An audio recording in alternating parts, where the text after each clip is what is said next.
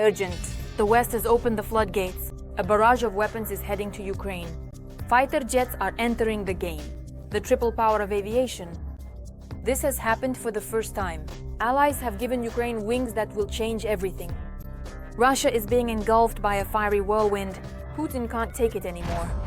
Denmark is preparing a strike on Moscow. Mobilization of forces in Europe boosted. The balance is on a razor's edge. Russia is pushing China into another war. An airborne assault directly on Taiwan. A shock strike. North Korea is brewing a deadly cocktail for the USA. The world has turned upside down. All this and more in our episode Hell Point. Hell in the sky for the enemy. Our forces are preparing for a comeback. Ukraine's aviation is reaching a new level. The armed forces of Ukraine will receive Swedish Gripen fighter jets for the first time. Now the enemy's forces are guaranteed to be shattered.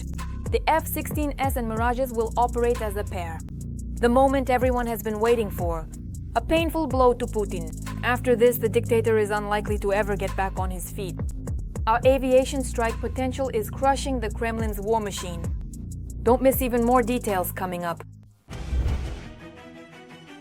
Defend more effectively and attack with greater results. The Ukrainian General Staff has confirmed the upcoming transfer of an additional batch of Western fighter jets to the armed forces of Ukraine. In addition, new deliveries of Patriot systems are coming from several allies at once. This fall, Ukraine definitely does not intend to leave Moscow's strikes unanswered. The Air Force fleet will obviously be expanding and our capabilities will be growing. This is important.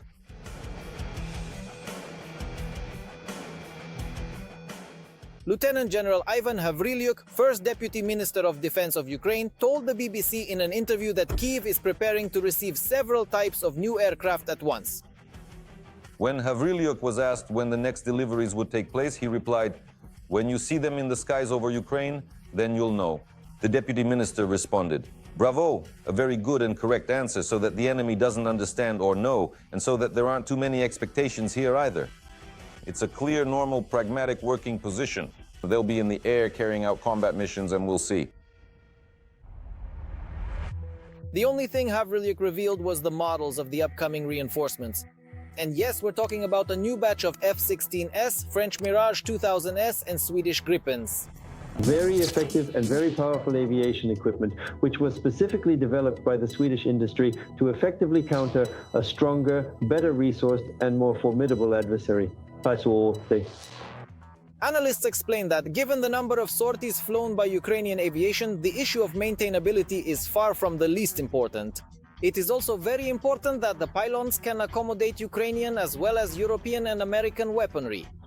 After all, supplies to Ukraine are now coming from all over the world, and the Gripen meets these requirements.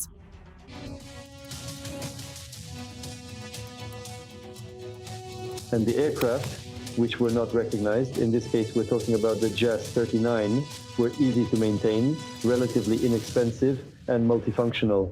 At the same time, in terms of maneuverability, they are head and shoulders above all Soviet aircraft and most Western ones, which will give our pilots a significant advantage when operating directly near the front line.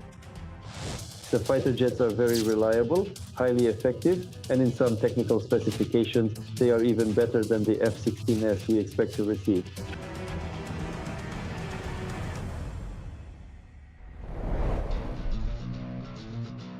Another addition to Ukraine's Air Force will be the French Mirages. This equipment is already familiar to our pilots and is mainly used for long-range strikes with Scalp missiles and Storm Shadow.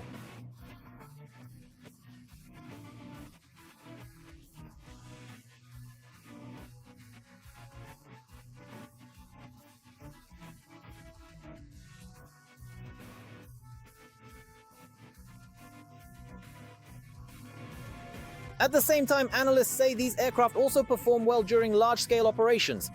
The point is that French fighter jets have an advanced inter-aircraft communication system, which allows them to carry out missions more effectively as part of a group. It can operate in communication with AWACS systems.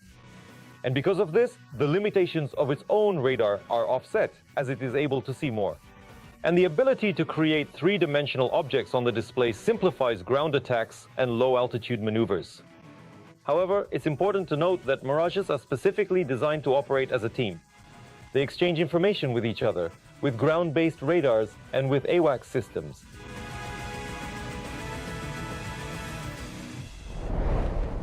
At the same time, in addition to more effective strikes, Ukraine will also be able to defend itself more efficiently.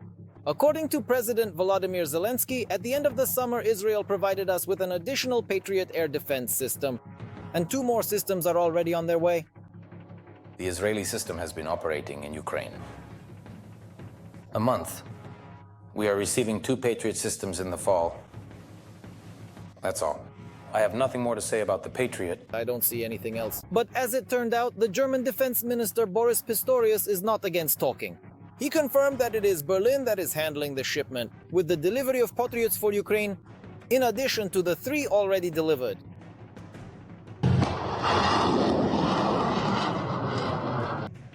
However, the main intrigue regarding the transfer of additional weapons to Ukraine remains the American Tomahawk missiles. The Institute for the Study of War reported that Moscow is already trying to disrupt these deliveries, claiming that in response it might deploy its own Orishnik in Venezuela. However, according to rumors from Washington, these threats have not affected the White House. The level of tension is at its maximum. Denmark is preparing to fight. Urgent decisions made, weapons moving, powerful air defense systems on their way, full mobilization. The Russian Federation is visibly nervous. The entire arsenal of weapons is aimed directly at it. They've played themselves into a corner. The intimidation has definitely gotten out of control and turned against Putin. The Kremlin is feeling the heat, Europe isn't wasting any time, and Ukraine is leading the way. We'll explain what this means in the following report.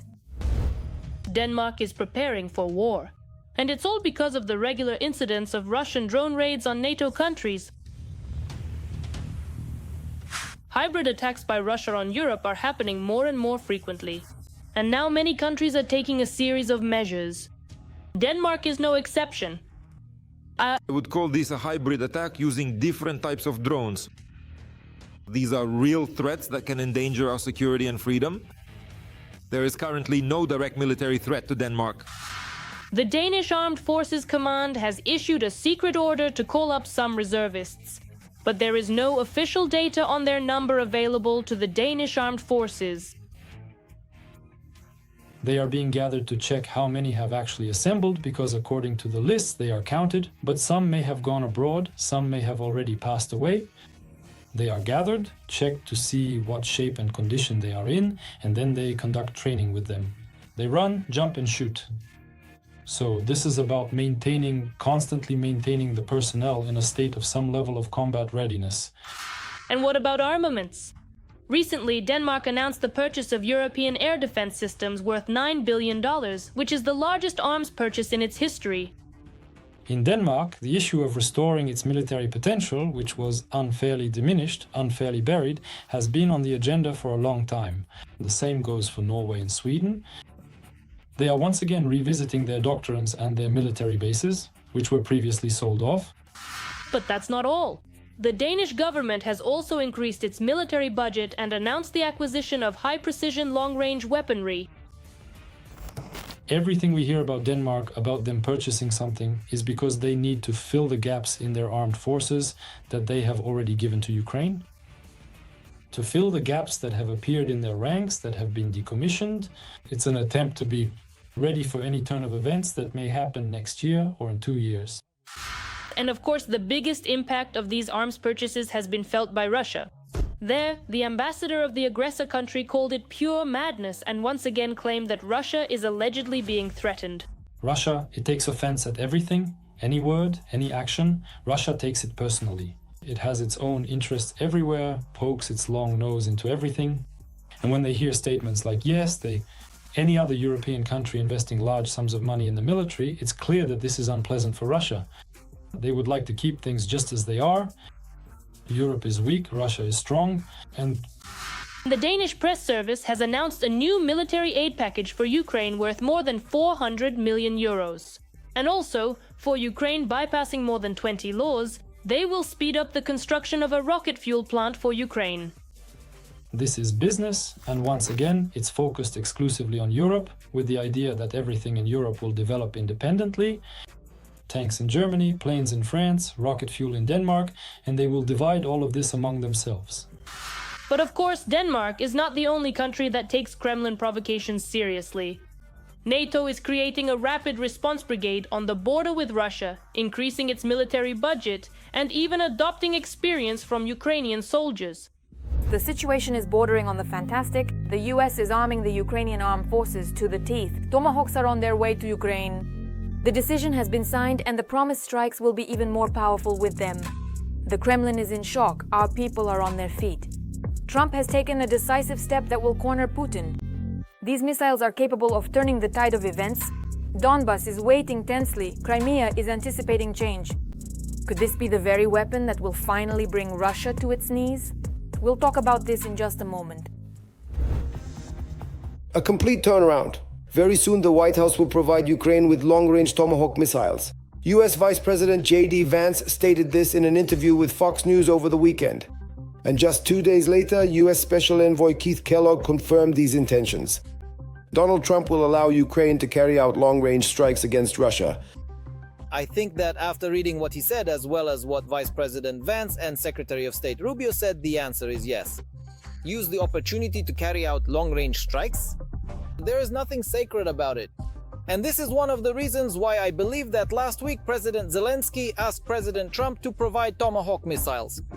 Just 2 weeks ago, Trump and his administration were categorically against the transfer, let alone against strikes on Russian territory with American Tomahawk missiles. But after the meeting between Zelensky and Trump in New York on September 23rd, the White House's rhetoric changed. Ukraine's main argument is that having such missiles could increase pressure on Russia and force Putin to come to the negotiating table, perhaps even without actually using this type of weapon. Thank you. The transfer of Tomahawks also drew a reaction from the Kremlin. Putin's press secretary, Peskov, stated that there is no magic weapon for Kiev that could change the dynamics on the battlefield. On the chaotic and unforgiving battlefield where courage and strategy are constantly tested.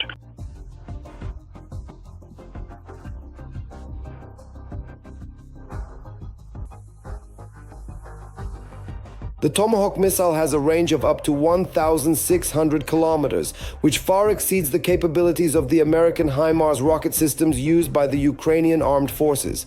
The Tomahawk has greater speed and firepower compared to Ukrainian drones, which are capable of striking deep into Russian territory, but often encounter Russia's modern air defense systems. That's a bad message for the military, and for those who assist them who are located in the Bryansk, Kursk, Voronezh, and Rostov regions at the very least. And in the occupied territories, of course, wherever there are enemy military facilities, I believe that the demilitarization of Crimea will continue, reducing the Russian presence, and that occupied Donetsk and Luhansk will be hit even more. President Zelensky handed President Trump a list of the necessary military aid as part of a $90 billion agreement. Additionally, Ukraine wants to initiate separate negotiations with the United States regarding the supply of specific types of weapons, particularly long-range ones. All of this, in principle, is included in our major $90 billion agreement, but we are open to separate contracts for specific types of weapons, especially long-range ones. I can't share any more details. According to the British publication The Sun, Ukrainian attacks on the oil refining sector alone have caused Russia losses exceeding $100 billion. And that's without Tomahawk missiles. With their introduction, the scale of the damage could increase several times over. Every voice matters. Join our community, support independent journalism, and help us bring you the truth from Ukraine. Become a member of Ukraine Today. Join us now. China is going all out in preparing for an airborne assault landing on Taiwan. Shockingly, the one handling this is none other than Russia. The exact date of the attack on the island has been named. A key player in the world economy, the technology giant, is in danger. Secret arms deliveries directly to China have switched to around-the-clock mode. The cunning plan is gaining momentum. Will Xi Jinping really dare, and will Putin help ignite yet another war? We'll talk about this in just a moment. Russia and Yemen have armed China, essentially assembling a full battalion ready for a landing on Taiwan. These are not just equipment deliveries or gestures of alliance. This is a full-fledged combat kit. A leak of documents and an investigation by the British Royal United Services Institute reveal this. Moscow is preparing Beijing for war. In actual fact, the Russian Federation did not just now, at this very moment, sign a significant agreement with the People's Republic of China. This was done back in October of 2023. The contract includes the supply of airborne equipment kits and related assets designed for a reinforced airborne battalion. This involves 37 BMD-4M airborne combat vehicles, 11 Sprut SDM-1 light tanks, and 11 Rakushka armored personnel carriers, as well as command and staff vehicles, mobile artillery command posts, Orlan-10 reconnaissance UAVs, and Nedal-Nopolit parachute systems, which allow special forces to glide for dozens of kilometers. According to experts, the contract value is estimated at about $584 million. The agreements specify that all armored vehicles must be equipped with Chinese communication and control systems, and must also be tested for electromagnetic compatibility with Russian radioelectronic equipment. This is due both to the need to maintain interoperability with other Chinese units and to the superior technical capabilities of Chinese equipment. In addition, the Russian side must prepare equipment and software for the use of Chinese ammunition. And here a perfectly logical question arises. Why would China, with its 2 million strong army and its own developments, buy Russian weapons? The Chinese airborne troops have relatively little armored equipment. About 180 ZBD-03s. These are light vehicles designed for airdrop from helicopters. The BMD-4M with its gun radically increases the firepower of the airborne troops, turning light infantry into a formidable force. And most importantly, along with the equipment, they are also gaining not just hardware, but Russia's combat experience in the largest war of the 21st century, the war against Ukraine. China is trying to get the most out of this agreement, to gain experience, and at the same time work out various ways, including military intervention, to influence the life of the island of Taiwan and return it under Beijing's control. A crucial point is logistics. To land an entire battalion, approximately 35 military transport aircraft IL-76 and Y-20 are needed. This is almost half of the available fleet under the Celestial Empire, which totals 75 aircraft. The operation is possible, but it requires enormous resources and complete control of the airspace. Rusi notes that this is about a real strengthening of vertical maneuver capabilities, when the Marines land from the sea and paratroopers seize key rear targets. One can stop worrying about the fate of Taiwan. Russian paratroopers have begun preparing the Chinese for an invasion of the free island. Undoubtedly, Russian experience is invaluable. No one knows how to burn in BMPs and APCs quite like the Russians do. Years of war in Ukraine have taught the paratroopers how to burn up with their entire crews and all living cargo, ammunition and personal belongings included. No one can match the Russian Federation's airborne forces when it comes to rapid, panicked retreats, drunken marches through minefields, or swatting drones with entrenching shovels. Notably, even the highly flammable equipment was purchased by China from the Russian Federation. Why a technologically advanced country would need iron coffins like the BMD-4M, which have already proven their inadequacy, and the BTR-MDM is a separate mystery. However, the Russians will be able to teach the Chinese valuable lessons in frontline alcoholism, widespread drug abuse, looting, and bathing in fountains. I wouldn't downplay the capabilities of the Russian Federation right now, especially from the perspective of transferring this kind of airborne assault experience. In fact, Russia is selling China not just vehicles, but a ready-made action scenario, trained personnel, command structures, and documentation. At the same time, Moscow receives hard currency thanks to the demand for Russian technologies and demonstrates its value as an ally. In this particular and significant case, we are essentially and clearly seeing the true and underlying real interests of both Beijing and Moscow, deeply united in a profoundly revanchist and aggressive manner, with the explicit and undeniable aim of taking complete and absolute control over those specific territories that both dictatorial and authoritarian regimes consider absolutely necessary and vital for their own expansionist and geopolitical agendas.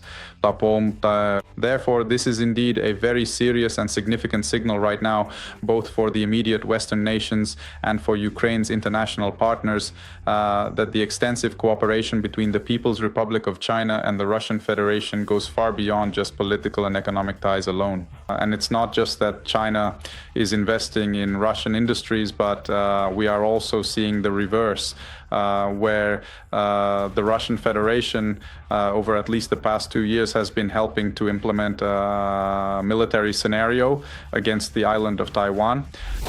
But this agreement also has a flip side. Half of the transport aviation involved in a single landing operation is a serious risk. The equipment requires adaptation, and the political cost of the agreements is enormous.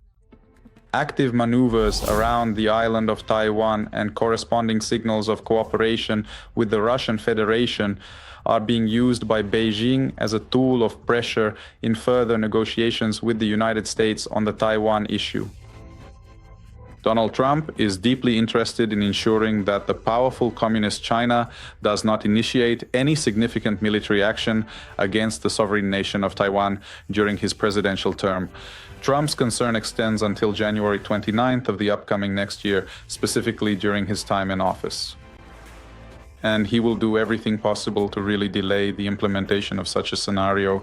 However, as various intelligence reports say, China will actually be ready for a military operation against Taiwan as early as 2026 to 2027. Be that as it may, China now has not just Russian machines in its hands, but a ready combat scenario honed in the bloodiest war of the 21st century. These secret deliveries could mark the beginning of a new military escalation, already in the Asia-Pacific region. Disaster on the horizon. North Korea is preparing a mega weapon with a nuclear payload. The tests are almost complete. This could break the international order and threaten even distant continents. Will diplomats be able to stop this madness, or is it already too late? We'll tell you all about it in the following report. North Korea is close to creating ballistic missiles capable of striking the United States.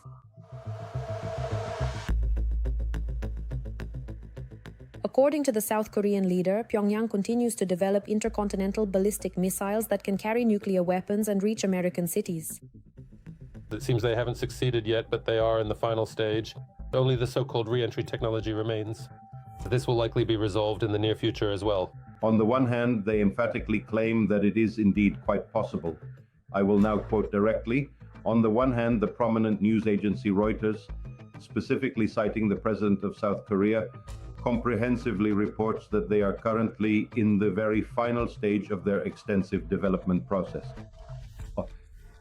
That is only the development stage, whereas a year ago South Korea reported record-breaking technical specifications and tests of the Hwasong-18. All this creates an element of distrust towards the statements from South Korean officials. Last year, North Korea launched the solid-fuel intercontinental ballistic missile Hwasong-19, in which military analysts saw many similarities with Russian counterparts. This launch was condemned by the United States, Japan, Ukraine, Canada, and a number of other countries. The Kender missile program actually originates from the Russian missile program. That is, all the developments of the Kender missile programs, including the operational tactical complexes, which are currently being supplied to meet the needs of the armed forces of the Russian Federation, such as the Diota KN-23, as well as intercontinental ballistic missiles, are based on this foundation. These are the developments of Russian engineers, which accordingly have already been implemented directly by the Kender military-industrial complex. Let us recall that last week it became known that Russia had transferred reactor technologies for nuclear submarines to North Korea. This cycle has become an exchange. Pyongyang supports Moscow on the battlefield in Ukraine by sending troops and ammunition, and in return receives reactors removed from decommissioned Russian submarines.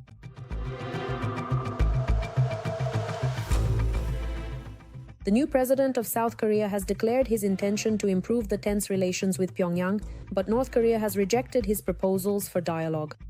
Lee Jae-myung believes that Donald Trump may be the only person capable of becoming a negotiating partner for the DPRK. Everything is presented to strategic partners, the United States, the non-aligned bloc, NATO, and accordingly, similar rhetoric is used by South Korea to increase funding and defense industry development, as well as to justify possible responses to potential armed provocations from the DPRK. In August, the US president personally expressed a desire to meet with Kim Jong-un. Now, a meeting is not out of the question, but it is not guaranteed either.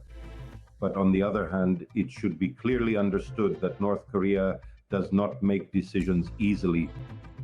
In fact, North Korea is being used by both the People's Republic of China and the Russian Federation to escalate tensions in the Pacific region, as discussed by experts, between the United States, which is a key element in their political doctrine, Previously, the North Korean dictator stated that he saw no reason to avoid negotiations with the United States, but only if Washington stops insisting on the country's complete abandonment of nuclear weapons.